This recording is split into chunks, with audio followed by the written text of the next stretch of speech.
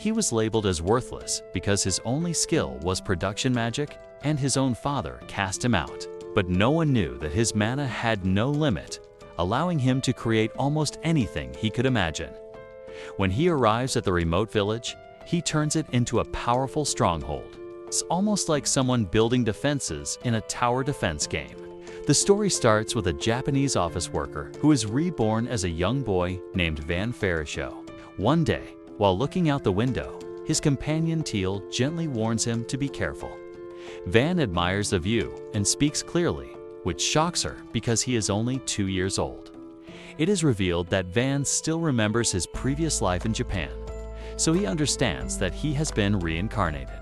During a family meal, his father, Marquis Scalpa, asks Van's older brothers about their plans for the day. They reply that they will continue practicing their magic. When Galpa asks Van the same question, Van says he wants to study the country's culture and history. His father then mentions that he is eager to see Van's magical aptitude test when he turns 8. In this world, magical ability is extremely important. Nobles depend on magic to defend their lands, and the 4 main elements are considered the most honorable. Anyone with a different type of magic is often looked down upon.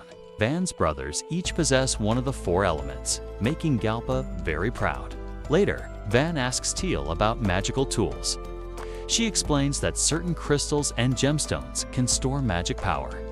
The other maids are stunned that such a young child can fully understand their conversation. The skilled butler, Asparta, tests Van with a basic math question. When Van solves it easily, Asparta realizes he is a genius and chooses to personally tutor him.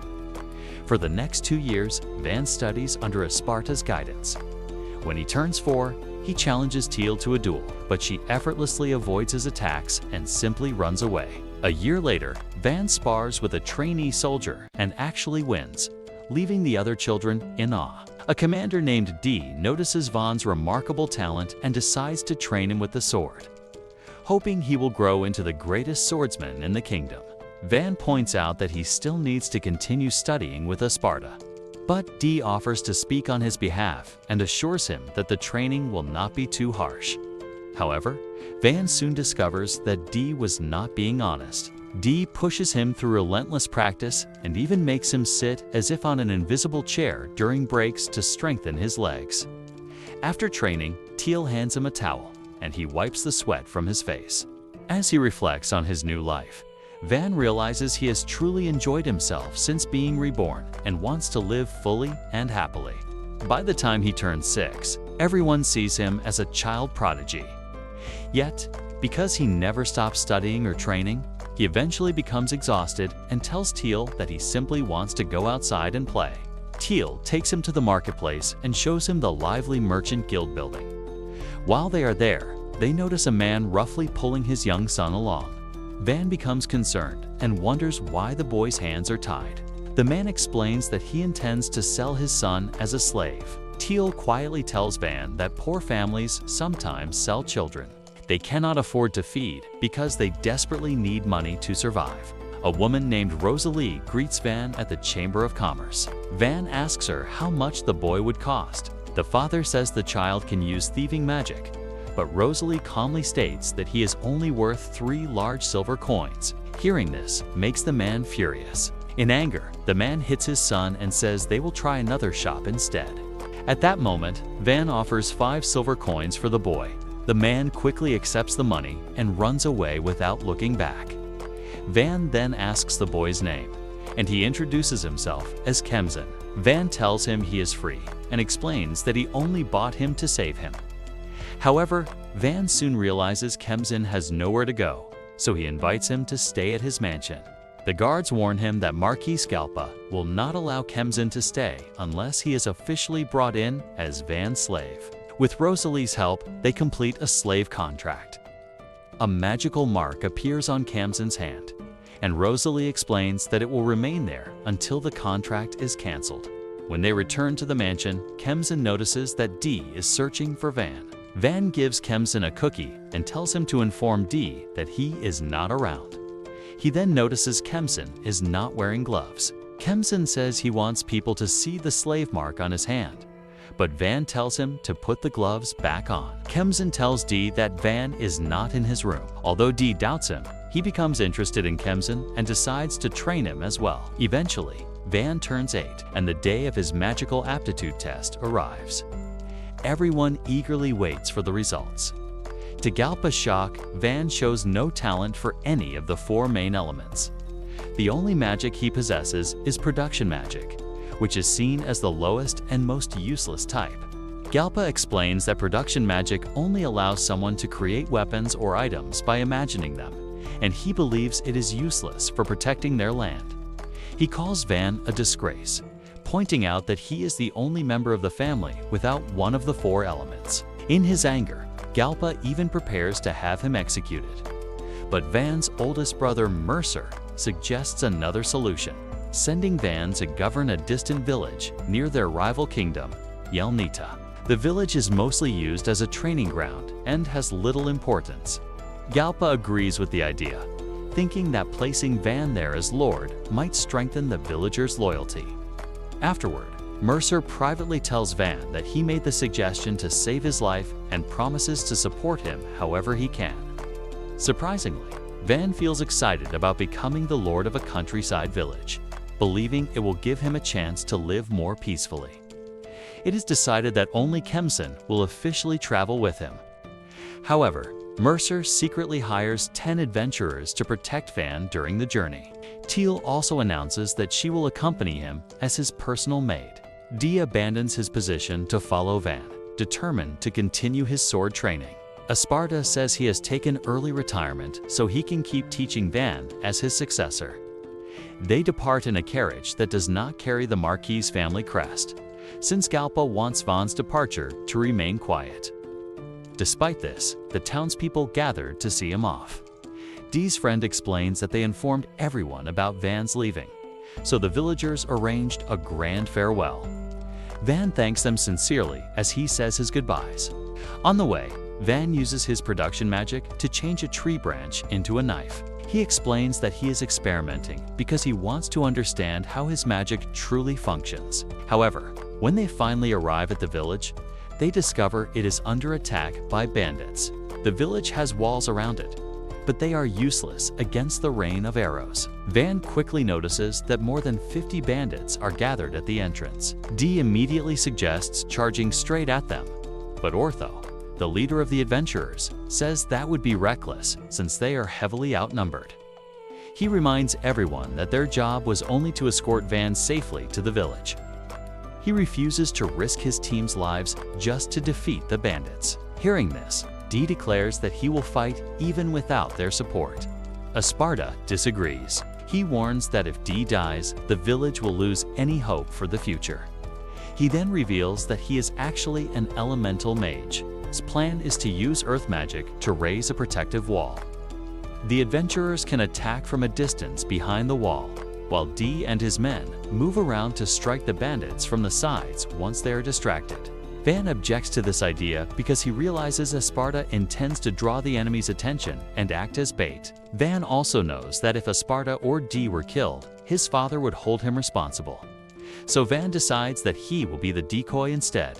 He tells everyone to follow the plan and assures them that he will survive thanks to the sword training he received from Dee. Ortho remembers when they first accepted the mission. At that time, they assumed Van would be like other nobles who looked down on adventurers. But Van had personally appeared before them, thanked them for taking the job, and said he was counting on their help.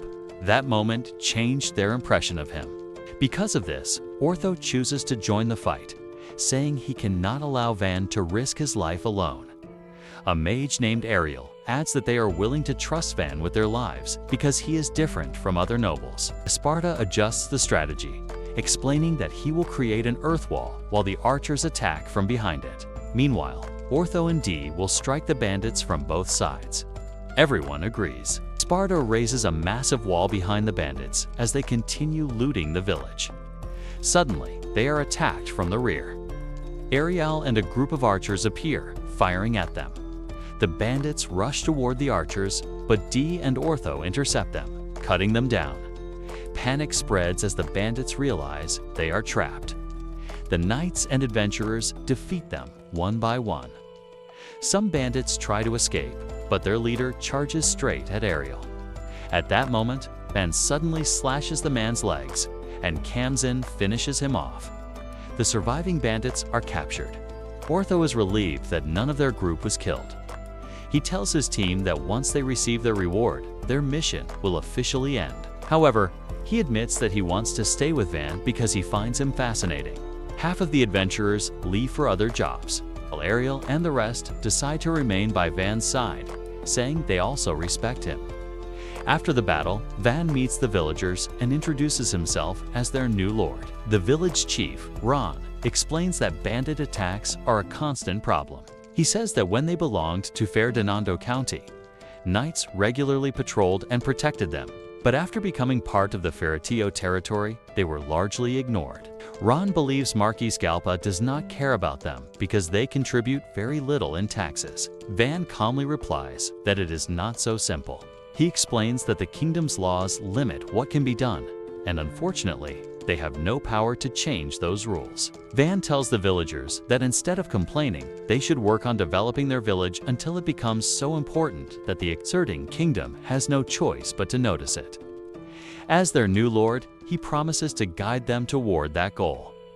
He understands that they doubt him because he is still a child. However, Esparta and Dee speak on his behalf, and little by little, the villagers begin to trust him.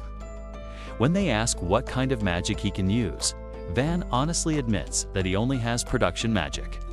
The moment they hear that, their confidence in him drops again. One villager explains that they barely managed to survive after paying 30% of their crops as taxes. Hearing this, Van immediately lowers the tax to 10%, saying their first priority should be building a stable and secure life. He then instructs Esparta to raise a temporary dirt wall around the village for protection. Van also suggests digging a moat, and Dee volunteers to handle it, even proposing to set traps to stop future bandit attacks. After making these plans, Van goes into the forest. There, he uses his production magic to harden logs as much as possible, eventually turning them into solid wooden blocks. Ortho is curious and tries to break one, but no matter how hard he strikes, he cannot even leave a mark. Van then uses the blocks to craft weapons. Teal is surprised that he is not tired yet, since production magic normally consumes a huge amount of mana. Van himself does not fully understand how his mana works. He creates a sword for Kamzin, who gratefully promises to cherish it. Van notices that Teal seems to want a weapon as well, so he gives her an axe. She acts happy, but Van can tell she is slightly disappointed. The next day, Van gathers the wooden blocks and uses his magic to instantly build a mansion. Everyone is stunned that he completed such a large structure in a moment. His companions are thrilled to finally have a proper home, and Van realizes that maybe his production magic is not as useless as people think. Ortho begins to suspect that Van's ability is far beyond that of an ordinary production mage. Van offers to construct houses for anyone who can provide the necessary materials. He and Ortho quickly organize the men to collect wood. The village chief points out that many families are living in damaged homes, so Van decides to rebuild the entire residential area. Using his magic, he creates new houses for everyone. The villagers are shocked that he has enough mana to construct what looks like a whole new neighborhood. Van explains that he arranged the buildings in a neat grid pattern to keep everything organized. Next, Van builds a public bathhouse beside his mansion. Later, Teal and Ariel relax inside, chatting about how impressive Van truly is. That evening, Van visits the bath himself. He notices that Kamzin has become more muscular, and Kamzin explains that he has been training hard with Dee. Suddenly, Dee and his knights join them in the bath. Van tries to leave out of embarrassment, but Dee stops him, saying that sharing a bath is part of strengthening their bond. Meanwhile, Dee and his knights manage to dig a trench around the village as the first step in creating a moat. Now they need to bring water into it. They travel to a nearby river, where Esparta uses his earth magic to carve out the beginning of a channel. However, he can only dig a few meters before tiring. Dee and the knights continue digging manually, while Van strengthens the sides and bottom of the trench with his magic. Teal points out that the river is still far from the village. Van estimates it may take a full week to complete. Yet after working non-stop for just a few hours, they realize they are already close to reaching the village since everyone has been digging with incredible determination. Van tells everyone that they should stop for the day. Dee wants to keep working, but when he sees how tired the others are, he finally agrees to return. By the next morning, the canal is finished. They allow the river water to flow through it, and it successfully reaches the village. However, Van quickly realizes that heavy rain could cause flooding. To prevent that, he decides to create a large lake behind the village. It will not only control excess water, but also act as a reservoir during dry seasons. We then see Van strengthening the outer wall. He mixes stone into the dirt, making it as solid as concrete. Even then, he feels it is not enough. So he installs ballistas along the top of the wall to defend against future attackers. Dee looks at the completed defenses and realizes that Van has transformed the village into a true fortress. He believes that if Marquis Scalpa had known about Van's real ability, he might have chosen him as the family's successor. Esparta disagrees, explaining that while Van's power is excellent for defense, it is not meant for conquering lands. The two begin arguing, but Van interrupts them. He calmly says that there is no point in being frustrated about the kind of talent one has. They should simply use their abilities as best as they can. Later, Teal brings Van a meal. She feels relieved when he enjoys it, though she admits she was worried because their food supplies are limited. Esparta then points out that they need to improve the village's income. They have no trade connections and their economy is weak. Van initially says it is fine since their crops are enough to feed everyone. But when Esparta reminds him that they do not even have the ingredients to make his favorite desserts, Van immediately changes his mind. He decides they must create something valuable that the village can sell. Soon after, an adventurer asks to test one of the weapons Van made. He proudly shows off his shield, claiming it is extremely tough. Van tells Kamzen to strike it with his sword. Kamzen hesitates because he does not want to damage the sword Van gave him, so he only taps the shield lightly. Even so, the blade slices the shield clean in half. The adventurer nearly cries, but Van quickly repairs the shield using his magic. Ortho then presents several ores he discovered at the base of a nearby mountain range. Among them is even mithril. He explains that no one likely explored the area because it is so remote. Van realizes the region may be rich in valuable resources. To test his magic, he turns a piece of iron ore into a solid block. One adventurer asks him to forge 2 swords from it. Van carefully makes the first sword extremely sharp. The second one is a long sword designed in a style he personally finds impressive. Seeing the results, the other adventurers also request swords, knowing the exceptional quality of his creations. Van agrees to make them without charging anything. Ariel comments that he could earn a fortune with such skills. Meanwhile, Esparta studies the mithril ore and suspects that a dungeon may have appeared nearby. He explains that if a dungeon exists, adventurers will gather there and the guild would likely establish a branch in their village.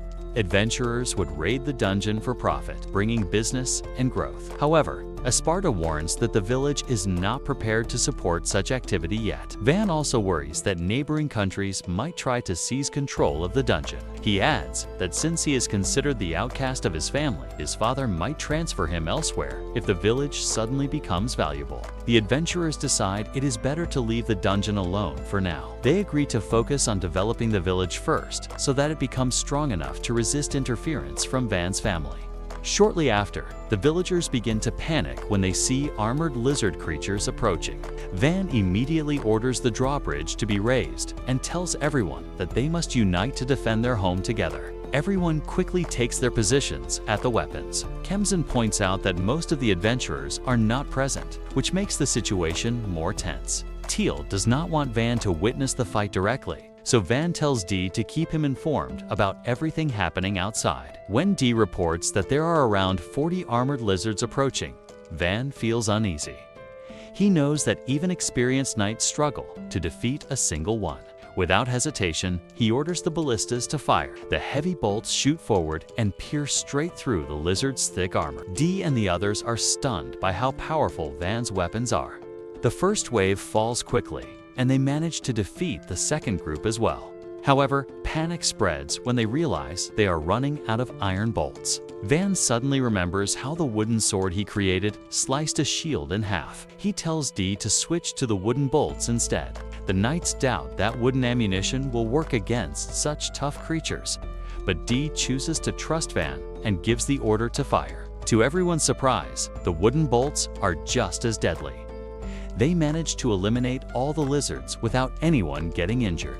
Van feels relieved, knowing that no lives were lost. After the battle, Ortho shows the villagers how to properly cut up the lizards for meat and materials. Seeing the large amount of meat they now have, Van suggests holding a feast for everyone. The adventurers enjoy the meal, and Ortho explains that he is not shocked the bolts were so effective, since they are made from the same special material as Van's weapons. When Dee hears this, the knights immediately ask Van to craft swords for them as well. Ortho then points out that selling the lizard meat could earn them a significant amount of money. Van calculates that they could make around 300 gold from their current supply. But Esparta warns him that if a town earns more than 100 gold, half of it must be paid as tax to Marquis Scalpa. Van does not want his father to find out that the village is thriving. Esparta suggests that they could let Mercer take credit for the profits instead. Van agrees, realizing it would benefit both of them. The following day, two merchants named Ben and Rangdo arrive at the village. They are shocked by how much the place has changed. Van shows them the valuable materials gathered from the lizards. The merchants agree to purchase them, but ask for about a month to arrange transportation. Van accepts their request, though he knows the meat will spoil by then. To build goodwill, he offers them a portion for free. He also mentions that the village now produces high-quality weapons and shows them his creations. He quickly notices that the merchants seem interested in monopolizing the weapons without helping promote them, so he calmly points out that since they travel the same trade route regularly, word will naturally spread about where the weapons are made. He then invites them to open a shop in the village itself. They both like the proposal, so Van uses his magic to construct a store for them on the spot. He tells them he looks forward to a long partnership. Later, Esparta suggests that they should expand the village into a fortress town capable of housing 10,000 people. He mentions that fortresses are typically built in a square shape. However, Van proposes a star-shaped design, explaining that it provides the best defensive advantage. Just then, a knight arrives with urgent news. An envoy from the neighboring Ferdinando County has come. Van meets Viscountess Mara and a young girl named Ash, who is introduced as Count Ferdinando's youngest daughter. Van suspects they are there to observe the village and possibly persuade him to join their side. Mara confirms that Count Ferdinando is cautious about him. Van assures her that he poses no threat, explaining that he was simply exiled to this village by his father. Mara doubts his story, pointing out that he has transformed the village into a powerful fortress. She assumes that thousands of soldiers must have accompanied him to build it. Van laughs and clarifies that only Kamsin was officially sent with him, and that his family did not even bother to see him off. Still skeptical, Mara asks him to explain how the village changed so dramatically. Van leads her outside and demonstrates how his production magic works. He also reveals that he was forced out of his home because his father considered his ability worthless. Mara soon understands that Van is being honest. She then reveals the real reason for her visit. She was instructed to offer Ash's hand in marriage to him so that he would not interfere with Ferdinando County. At first, she did not want Ash to be engaged so young, but after seeing Van's abilities, she now believes he would make a fine husband. She tells Ash that she would not find a better match. Van, however, suggests they should not rush such a decision and should take time to consider it carefully. Mara agrees and says they will stay overnight in the village. She even tells Ash to sleep beside Van, but Ash refuses out of embarrassment. Instead, Van builds an inn for their stay.